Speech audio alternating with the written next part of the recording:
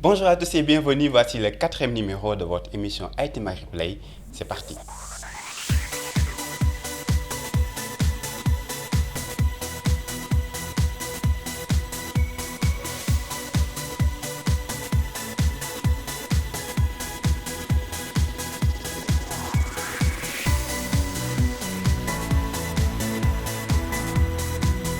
Voilà, comme vous l'avez constaté, nous avons déjà fait 3 numéros et les remontées sont presque unanimes. Et les gens sont intéressés, mais on me dit que oui, c'est un peu long, 15 minutes, est-ce que tu peux diminuer un peu? Bon, j'ai essayé pour le deuxième numéro, je me suis rendu compte que ça a pris plus de temps. Et pour le troisième numéro, j'ai encore essayé de diminuer, ça a fait 15 minutes, donc plus que le deuxième, encore plus que le premier. Alors, pour le quatrième numéro, donc j'ai fait une petite réorganisation du rubricage, par exemple, pour ce qui est du coup de cœur, des arrêts sur image et de la rubrique de saviez-vous, donc ont été fusionnés en une seule rubrique. Et donc vous aurez la revue de presse web, le coup de gueule. Bon, le coup de gueule, il faut qu'on le laisse quoi, parce que c'est le coup de gueule quoi. C'est Moutaga qui fait son coup de gueule. Non, enfin c'est pas vraiment Moutaga qui fait son coup de gueule, mais voilà quoi, c'est l'actualité qui fait son coup de gueule, raconté par Moutaga. Voilà, c'est ça. Alors Samsung a invité la semaine dernière quelques blogueurs sénégalais donc afin de tester son nouveau téléphone, hein, ce smartphone ou phablet hein, qui va sortir le 31 octobre prochain. C'est déjà disponible déjà en France ou aux États-Unis, mais au Sénégal, la sortie officielle sera le 31 octobre. Alors avant la sortie officielle, Samsung nous a invités. Moi j'y étais en tant que blogueur. Il y en avait d'autres blogueurs sénégalais qui étaient là-bas pour tester, hein, pour pouvoir manipuler, voir un peu à quoi ça ressemble ce nouveau téléphone, ce nouveau smartphone Galaxy Note 4. Moi-même, je l'ai testé, hein, mais j'avoue que quand même, il y a des fonctionnalités qui sont intéressantes sur ce téléphone. Par exemple, pour la caméra, c'est du 16 mégapixels et pour la caméra frontale, donc c'est du 3,7 mégapixels. Donc, avec écran, inclinaison donc de prise de photo jusqu'à 120 degrés. Par exemple, quand quelqu'un prend des selfies, vous pouvez par exemple faire tourner l'appareil. Alors, autre information, c'est le multitâche qui est amélioré. Par exemple, la possibilité d'ouvrir plusieurs fenêtres sur le smartphone de Galaxy Note 4 par exemple, comme si dans un ordinateur quoi. Le fait de pouvoir utiliser plusieurs fenêtres, c'est disponible déjà avec son écran 5,7 pouces. C'est vraiment intéressant de pouvoir donc utiliser le multitâche. Il y a aussi un élément très intéressant, c'est le chargement rapide. C'est-à-dire, il y a une option qui permet en 30 minutes de charger 50% donc de la capacité de la batterie de l'appareil. On a également testé la montre connectée, la Galaxy Gear, hein, qui est quand même une nouvelle version. Et bon, la fonctionnalité, en fait, le système dedans qui est installé, voilà, donc dans cet appareil, ce n'est pas du Android, mais du Tizen. Hein, c'est un nouveau système donc développé par Samsung qui se démarque de plus en plus de Android. Alors, j'ai fait, hein, parce que moi je dispose déjà d'un téléphone Galaxy Note 3, donc j'ai essayé de faire un peu la comparaison entre les deux appareils. Bon, j'avoue qu'il y a une petite évolution du point de vue design, parce que par exemple pour la Galaxy Note 4, voilà, sur la coque par exemple, on voit que c'est un peu bombé. Il y a certaines choses hein, qui ont été améliorées. Par exemple, pour ce qui est de la prise de photo, j'ai constaté qu'effectivement sur la Galaxy Note 4, la photo était beaucoup plus claire, la qualité de l'image était beaucoup plus perceptible. Et puis autre chose, parce qu'il y a ce qu'ils appellent le Quad HD. Hein. Le Quad HD, c'est la possibilité d'améliorer un peu la qualité de l'écran et de la visibilité. Voilà. Autre chose également, côté logiciel, il y a eu beaucoup d'améliorations côté logiciel qui font qu'aujourd'hui, voilà, j'espère que le Galaxy Note 4 tiendra en tout cas ses promesses. En tout cas, pour ce qui est de ce téléphone, bon, pour moi personnellement, ça ne vaut pas le détour. Par exemple, quelqu'un qui a un téléphone Note 3, je ne vois pas une grande différence qui pousserait cette personne-là à tout de suite migrer vers le Note 4. Mais quelqu'un qui a un Note 2 ou bien qui n'a jamais eu de Galaxy Note, c'est intéressant de pouvoir l'acheter. Surtout que pour ce qui est du prix au Sénégal, ça va coûter dès sa sortie 379 000 francs CFA pour ce qui est donc de Galaxy Note 4, hein, pas ça, hein, ça c'est le 3 Galaxy Note 4, donc vous voyez sur les images. Et puis pour la Galaxy Gear, donc la montre hein, que j'ai aussi testé, ça va coûter 149 000 francs CFA. Le Sénégal a été réélu membre du Conseil de l'Union internationale des télécommunications. C'est à l'occasion de la conférence plénipotentiaire qui a lieu actuellement à Busan, en Corée du Sud.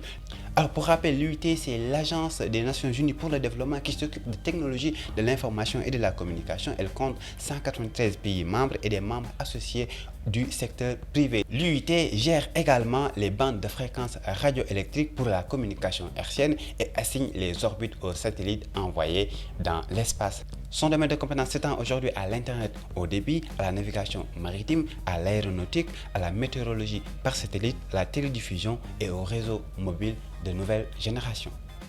Les délégués venus de 193 pays, donc je l'ai dit tout à l'heure, les 193 pays membres de l'UIT donc ont envoyé leurs délégués qui ont participé à des élections âprement discutées, surtout au niveau des représentants de la zone Afrique. Donc élus pour 110 voix sur 165, le Sénégal siégera au Conseil de l'UIT pour le compte de l'Afrique qui en dispose aujourd'hui 13 sièges pour l'Afrique donc au sein du Conseil des membres de l'Union internationale des télécommunications. La délégation du Sénégal à cette manifestation internationale est dirigée par son ministre des Postes et Télécommunications, Yaya Abdou Kane. Elle comprend l'ambassadeur du Sénégal en Corée du Sud, Mamadou Ndiaye, le président du collège de l'ARTP, Abou Abel Thiam, le directeur général donc de cette institution, l'ARTP, Abdoul Karim Sall, et aussi des experts du ministère et de l'ARTP. A noter également que l'UIT a élu un Chinois comme nouveau secrétaire général. Alors, puisque c'est une rencontre qui réunit tous les membres donc, de l'UIT,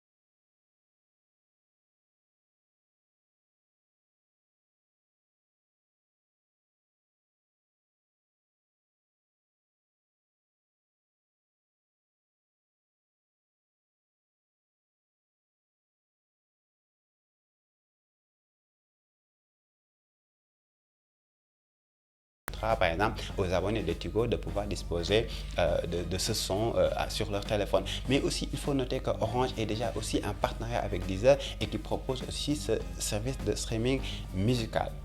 Google Hangout vous permet de téléphoner gratuitement pendant 1 minute, faire des appels internationaux. Alors, qu'est-ce qui se passe? C'est-à-dire qu'aujourd'hui, Google Hangout, qui est le système de chat de Google sur Gmail, quelqu'un qui a un compte Gmail, qui peut chatter avec quelqu'un d'autre qui est sur Gmail, que ce soit du chat texte, audio ou vidéo. Alors, il y a aussi Google Voice qui est intégré, qui était un service qui fonctionnait avant, qui a été intégré dans Google Hangout, qui permet aux gens hein, de pouvoir faire des appels téléphoniques, mais c'était payant. C'est toujours payant, sauf qu'aujourd'hui, Google vous dit, vous pouvez appeler pendant 1 minute gratuitement. C'est-à-dire que quelqu'un qui dispose de Hangout, il peut appeler vers un numéro mobile, hein, un numéro de téléphone mobile carrément, pendant 1 minute, c'est gratuit. Sauf que la condition que Google met, c'est qu'il faut disposer d'un peu de crédit sur son compte, hein, sur son compte Hangout, sur son compte Google, pour pouvoir faire des appels. Comme quoi, si par exemple, c'est un appel qui va faire plus d'1 minute, après vous allez payer la différence. Sauf que ce qu'il faut également noter, c'est que c'est un service qui fonctionne déjà chez Skype, hein, avec ce qu'on appelle Skype Out, ou bien chez Viber avec le Viber Out, donc qui fonctionnait aussi chez Android et c'était carrément payant. Aujourd'hui, avec cette nouvelle fonctionnalité, ce sera une façon pour Google de dire aux gens, venez tester mon service, je vous donne 1 minute gratuitement et après vous allez faire la différence. Google a lancé pour le moment ce service dans 25 pays, hein, Australie, Belgique, Brésil, Canada, Chine, République dominicaine, France, Allemagne, Angleterre, etc. Donc 25 pays, vous aurez la liste, hein, vous aurez la liste sur le lien, un article publié par The Next Web.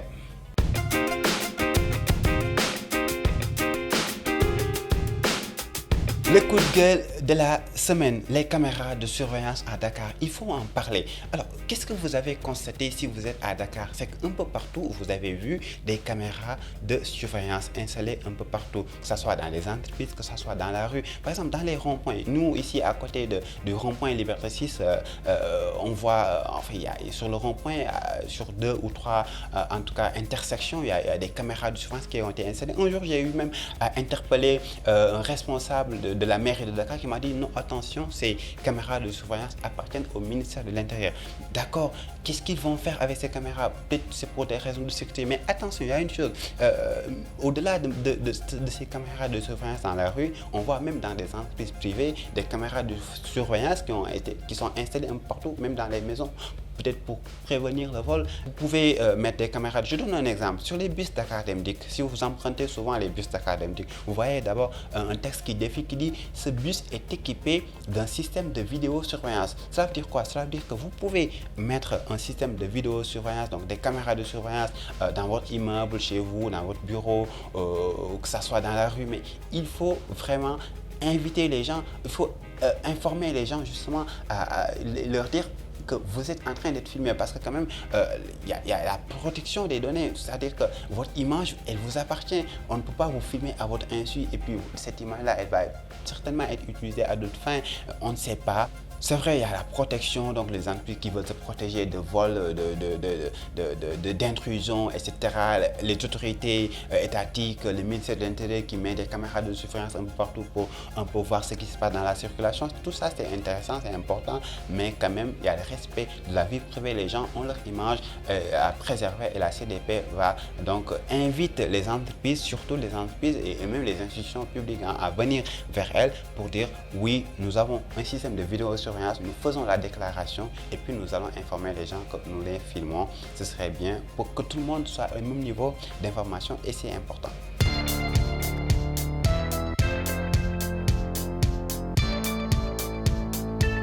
La dernière rubrique, le saviez-vous? Méfiez-vous des applications de lampe torche sur vos téléphones, sur vos smartphones. Alors, par exemple, hein, ce smartphone, c'est un téléphone Android, il ne dispose pas de lampe torche. Alors que pour un autre téléphone, comme par exemple celui-là, c'est un feature phone, hein, les téléphones simples, j'allume la lampe facilement parce que c'est intégré là-dedans. Un autre téléphone comme celui que j'avais tout à l'heure, un smartphone, celui-là, il ne dispose pas de lampe torche. Qu'est-ce qu'on fait pour utiliser donc ce système? Les gens vont sur la Play Store de Google, téléchargent l'application lampe torche. Il y en a beaucoup, hein. Il y en a beaucoup. Moi-même, je ne savais pas qu'il y en a plein. Il y en avait plein. Alors, on télécharge une application de lampe torche, on l'utilise. Qu'est-ce qui se passe avec ces lampes torches? Il y a un site web, hein, qui s'appelle Snoop Wall qui a fait une enquête, hein, qui a vérifié, qui a dit attention, ces applications-là utilisent des fonctionnalités qui, à l'origine, ne devaient pas être activées. Lorsque vous installez une application, qu'est-ce que vous constatez? L'application vous demande d'autoriser l'accès à telle ou telle autre chose de votre téléphone. Et malheureusement, avec ces applications de lampe torche, par exemple, il vous dit est-ce que je peux accéder à vos SMS? Vous ne lisez pas, vous dites oui. Est-ce que je peux accéder à votre liste d'appels? Vous ne lisez pas, vous dites oui.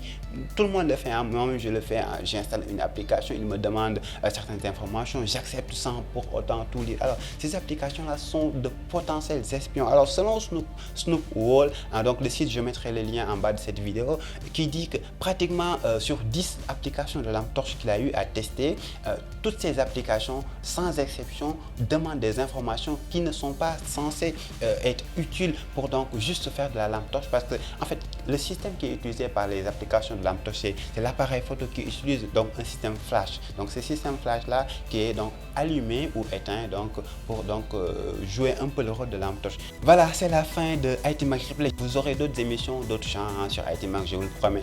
Nous travaillons dessus. IT Max, ça va être une web TV de tonnerre, je vous le promets. Alors, merci à toutes et à tous.